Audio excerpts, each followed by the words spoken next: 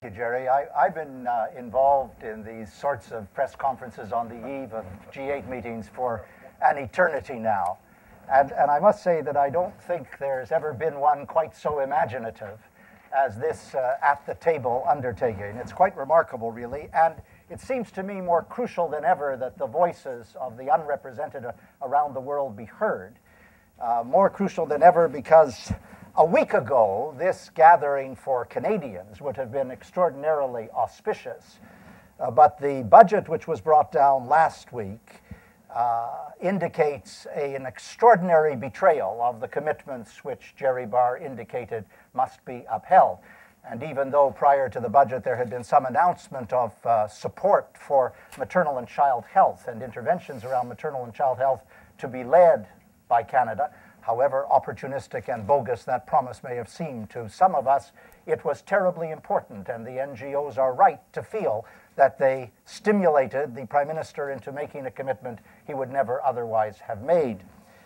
The situation, however, has changed. The reversal in the budget is a reversal of our claim to international leadership, and all of us will have to work 10 times as hard to get Prime Minister Harper and his adjuncts at the table to respond to the human condition. We could have made a tremendous impact on poverty by insisting that everybody raise to 0.7% of GNP.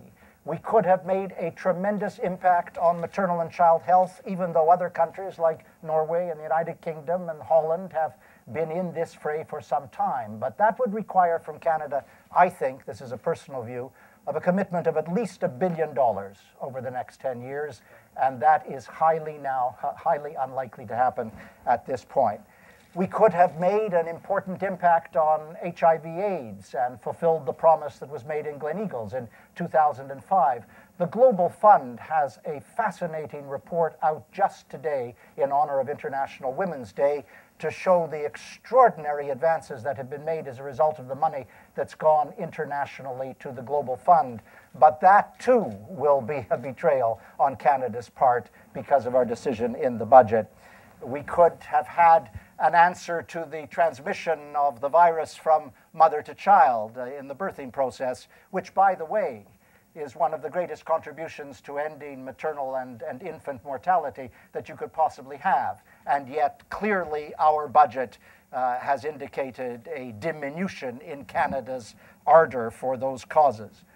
We could have made a difference by supporting the new International Women's Agency, which is flowing through the United Nations now, if we were serious about maternal and child care. Jerry's already mentioned climate change and the international financial levy, the financial transaction levy, which could yield tens of billions of dollars.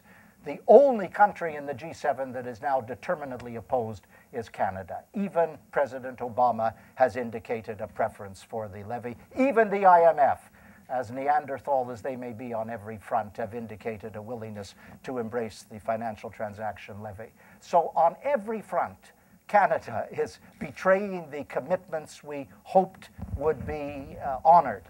And it's terribly important, therefore, that we keep the pressure on through the At the Table campaign. Let me just make this point and end as I must. The decision to freeze the aid budget from 2010 to 2014, coming to the table empty-handed, signaling to all the other G7 leaders that Canada is not serious, is a reversal that, frankly, none of us expected. And I don't know how the Prime Minister can, in good conscience, pretend to be able to make an impact in these issues if he doesn't revise his budgetary decisions. And that's up to us to persuade him to do. By the way, Canada wants to be elected to the Security Council in the fall. My own view is that the budget has prejudiced our opportunity, probably fatally. And I'm not even sure we deserve to be on the Security Council under the circumstances. You said that in the past, pressure has worked in changing government's agendas. How optimistic are you about this campaign to be able to influence the decisions by the leader? I'm actually quite optimistic about the campaign influencing the decisions of the other leaders. I have a question mark in my mind about the Canadian leader. But I see that if he is still in power, and it looks rather better today than it did before, Gordon Brown is clearly on side, Sarkozy is clearly on side, Merkel is clearly on side, Obama is so much on side that he's talking about the financial transaction levy.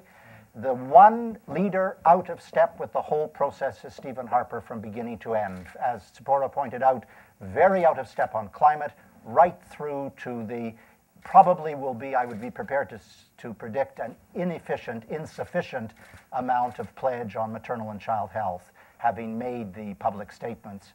So it's a terribly valuable conference because everybody is willing to respond to these issues. The Millennium Development Goals have seized the attention of the G8 and the G20, and the climate change coming from Copenhagen on the way to Mexico is now crucial. What's missing is Stephen Harper.